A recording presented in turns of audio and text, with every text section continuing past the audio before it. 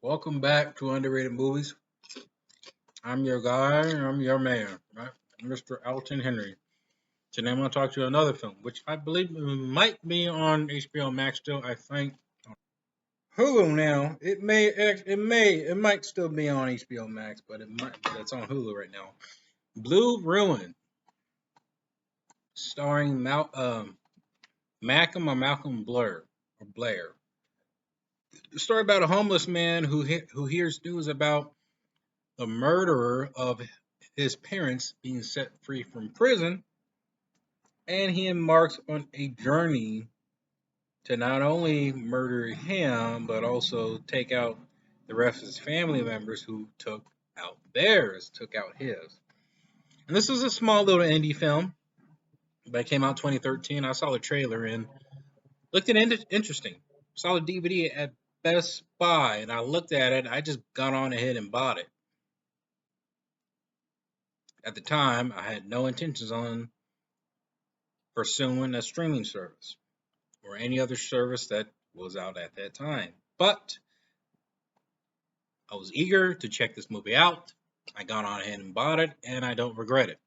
This is one of my favorite and probably one of the best indie films I've ever seen ever. And this is crowdfunded through, I think, Kickstarter.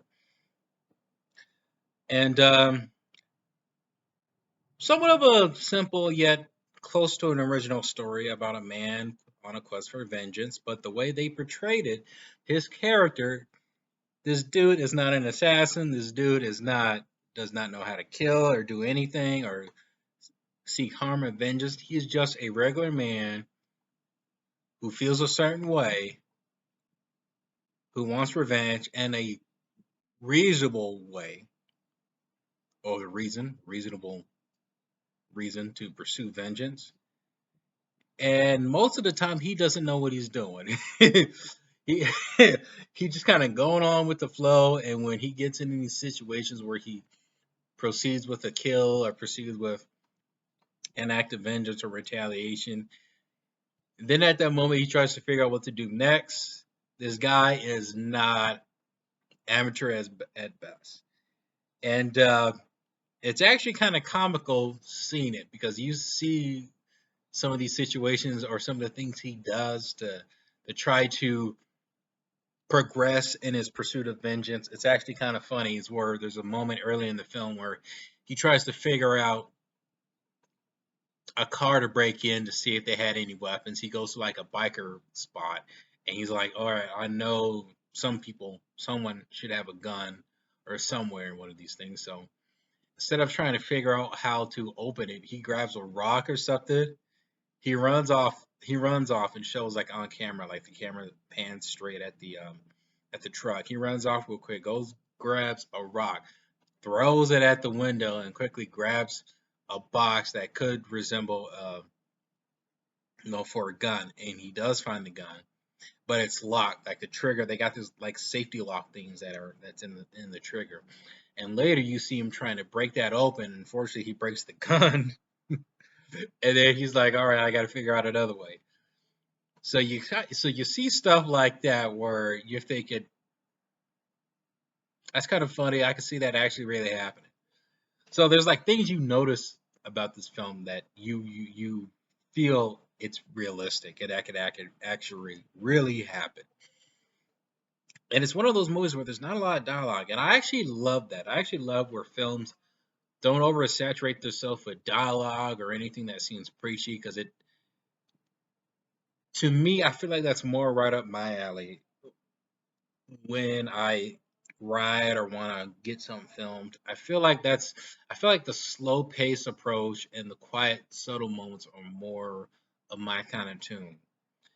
And I felt it was relatable, just not character motivation or anything, but just how the movie was made and then what it was going for. The main guy, Malcolm Blair, he was great, and I don't think he acted before. I think this was the first film, and he just kind of that he's ever been, and I think he kind of just pursued it. Actually, I think he might have been in Murder Party, but I haven't seen Murder Party.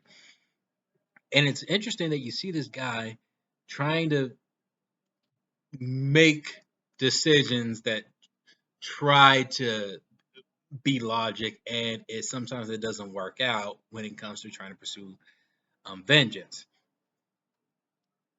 And there's a moment, there's actually a few moments that I really loved here. It's where there's a sequence where he gets this vibe that the family is gonna go after his sister, which he had a great hunch. He tells his sister that they need to bail, and then once certain members arrive to try to kill off whoever is there, he gets he kidnaps one of the members, but gets shot with an arrow and steals him and traps him up in the trunk, and he's in the trunk for quite a bit of the movie. You try to see him do self surgery, and it does not end well. And it's slowly kind of it's suspenseful. The guy doesn't know what he's doing. He thinks he does, and when he tries to yank this arrow out, he's like, "Freak it, screw it, I'm going to the hospital, bloody and battered," and gets the arrow taken out. But then he jumps, disappears, and pursues his pursuit of vengeance.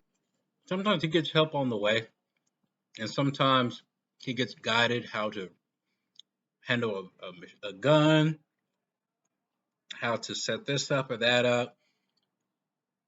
And I loved how it tries to be, feels very mineral. And what I mean by that, it seems like there's not a lot going on, but there's a lot going on for the character and the situation that the character is in and what they're trying to do and to handle this situation. There's a lot going on with the character, and I like that it was more somewhat character driven, and I like that there was less is more kind of vibe I got with the movie. Cinematography wise, this movie was shot extremely well.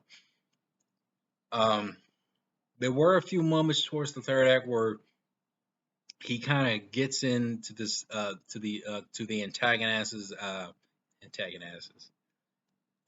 antagonisses. Okay, the antagonist is home, so he would go there to ambush him. That scene feels a little bit slow, but the payoff is actually very surprising, and it actually went to a turn I did not expect, but I just loved it. I love the direction of this film. I love how it's made. I appreciate the love and the filmmaking passion that that the filmmaker took with this movie. And so far, I believe it's his best and his strongest film that he's done so far. He's done Green Room, which I've reviewed on this channel.